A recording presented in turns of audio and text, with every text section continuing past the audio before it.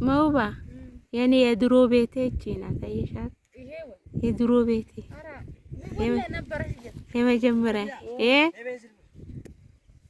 ኮኒ ድጣ ለጦር ያውጣ ፊኔ አለ ወላ ለኝ ብር እንጂሩ ማፊ የቤንዚን ብር ላጋ ታው ቤንዚን ሊ አዳ ግማሽ ዋብኝ በለይት በል ወይ ራመታባ ያ ረቢ በሰላም ይበከሰሩ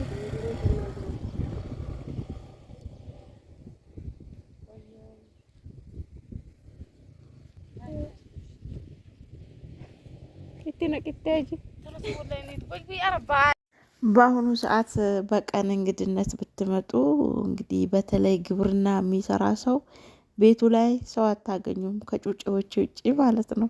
አሰላሙ አለይኩም ወራህመቱላሂ ወበረካቱ። ውድና የተከበራችሁ ውድ ቤተሰቦቼ ሁላችሁም እያላችሁበት አላህ ይጠብቃችሁ ይጠብቀን። ለቤቴ መዲስ ሆናችሁ ሰብስክራይብ አድርጉ፣ ቪዲዮንም ላይክ ከማድረግ እስከ መጨረሻው ተከታተሉ። እንግዲህ የትነሽ ራህሙ ማሳነሽ ልበላችሁሳ ማሳነን እንግዲህ በዚህ ሰሞን አዝመራ እየተሰበሰበ ነው። ሁሉም ሰው የየስራውን የየአቅሙን በየደረጃ ሁሉም ያለውን ትንሽም ትሁን ብዙም ትሁን ምንም ትሁን ያነሳል ማለት ነው። እና እኛም አቅማችንን ያለችንን እየሰበሰብን ነው። በቆሏችን ልናስመታ ነው እንግዲህ ይኸው የሚመታው መኪና መጥቶልናል። ቤት ውስጥ ገብቶ ቤት ውስጥ ሆን ግቢ ውስጥ ማለት ነው። ከዛ ደረን ያደርገዋል። ይሄንን በቆሎ ሁሉንም 2 ሰዓት አልጨረሰበትም። የሚገርማችሁ ነገር ማለት ነው።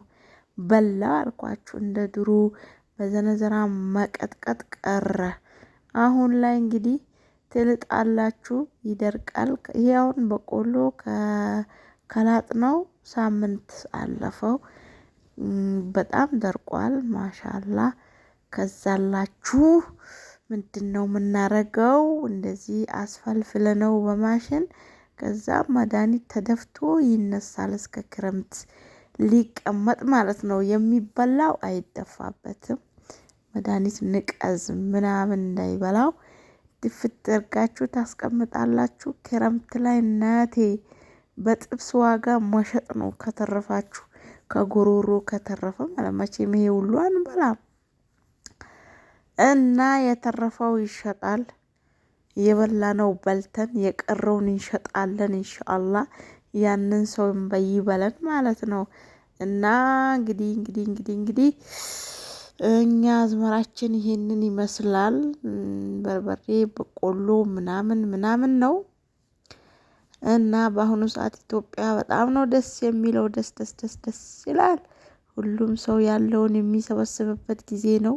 የሌለው ብር ያለው ደግሞ ገበያ ላይ የፈለገውን ገዝቶ ማስቀመጥ የሚችልበት ጊዜ ነው። የአሁኑ ሰዓት በጣም ምርጥ ቻንስ ያሉበት ጊዜያት ናቸው ማለት ነው። እነዚህ ጊዜያቶች ደስ ይላሉ። እና ለማንኛውም የኔን ግብርና እንዴት አያችሁት? ረህሙ ግብርና ወጥራ እየሰራች ነው ወይስ ፈሽፋሻ ናት በግብርናዋ? አስተያየት ስጡን።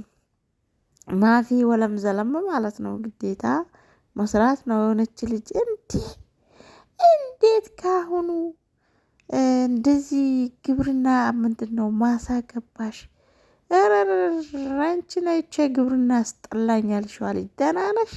እንዴት ነሽ? ሰላም ነሽ? ካልሰሩ ሀቢብቲ እንዴት ነው የሚኖረው? ሰው እየሰራም ኑሮ አቅቶታል።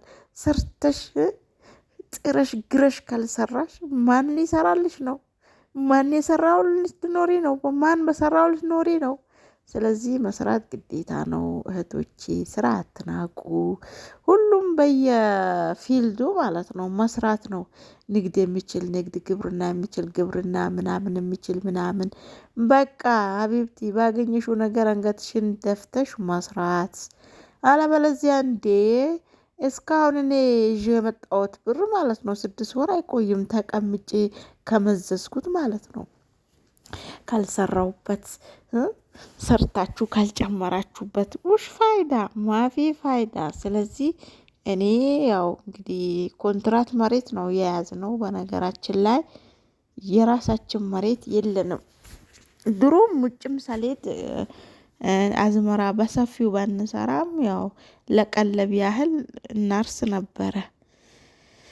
አሁን ያው አቅማችን እንግዲህ ከበፊቱ የተሻለ እየሰራን ነው ማለት ነው። ስለዚህ የትኛውንም ነገር ቢሆን ሳትንቁ መስራት ግዴታ ነው እና ባለፈው በርበሬ ተሸክሜ ምናምን ሲሄድ አንድ ልጅ ናት። አብዛኞቻችሁ እንግዲህ ደስ ነው ያላችሁ ማለት ነው።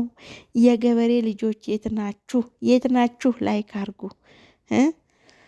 እና ያው እንግዲህ ምንም ማድረግ አይቻልም። ግብርና ማትወዱ አትወዱም ነው። የምትወዱ ትወዳላችሁ፣ ምንም ማለት አይደለም። እና እዚህ ጋር ማሳ እየለቀምን ነው፣ በርበሬ እየለቀምን ነው። በርበሬያችን ተበላሽተዋል። እንግዲህ መጀመሪያ እንደገባን ደንግጬ ዳር ዳር በኩሉ ምንም የለውም፣ ባዶ ነው እንዳለ። በቃ ወይኔ ከሳራ። ለዚህ በርበሬ ከነመሬቱ ወደ 26,000 ብር ነው የጨረሰው። ከነ መሬቱ ከነ የሚዘራው ማዳበሪያ ከነ ችግኙ ግማሹን በቤት ነው እንግዲህ ባለፈው ቪዲዮ አይታችሁታል። ቤት ላይ ነው የዘራ ነው። ግማሹን ደግሞ ያው የዘራው ሰው ገዝተን ነው ማለት ነው። ያም ሆኖ ምንም ከሰራተኛውም ከምኑም 26,000 ብር ጨርሶ ነበረ። በርበሬ ያው ተበላሽቷል። ግማሹን ቦሎቄ ዘርቼ አንስቻለሁ። ቦሎቄ በተበላሸው ቦታ ቦሎቄ ያስገባው ማለት ነው። ሽምብራ ማስገባት ትችላላችሁ፣ ቦሎቄ ማስገባት ትችላላችሁ። መሬት የሰጣችሁ ነው የሚሰጣችሁ። እና በርበሬ ዘንድሮ ሁሉም ጋር ተበላሽቷል። እኛ ጋር ብቻ አይደለም። ይሄ አድርቅ የሚባለው በሽታ ይዞ ላሻረገው። እናም የሩቅ ነገር እንደዚህ ነው። በቃ ነገራችን ላይ በጣም ሩቅ ነው ከምላችሁ በላይ። የእግር ጉዞ የሀገር ነው ያለበት። በሞተር የተወሰነ ትሄዳላችሁ። ከዛ በኋላ በእግራችሁ ነው የምትሸከሽኩት። ዳገት አለው በዛ ላይ ከባድ ነው። እንግዲህ በርበሬያችንን እየለቃቀምን ነው። አላህ የሰጠንን ረህመት አልሐምዱሊላህ ብለን መቀበል ግዴታችን ነው። ስለዚህ ይህን ይመስላል የበርበሬ ማሳችን። ይኸው እየለቀምን ነው። ሁላችንም አንገታችን ደፍተን ለቀም እያረግን ነው። በዘንቢልም በልብስም በቅርጫትም በምንም ብለን ጨራርሰን ወደ ቤታችን ገባን ማለት ነው። ይሄንን ቪዲዮ እንግዲህ ቅዳሜ ነበር የቀረጽኩት። ዛሬ ሰኞ ማክሰኞ ነው።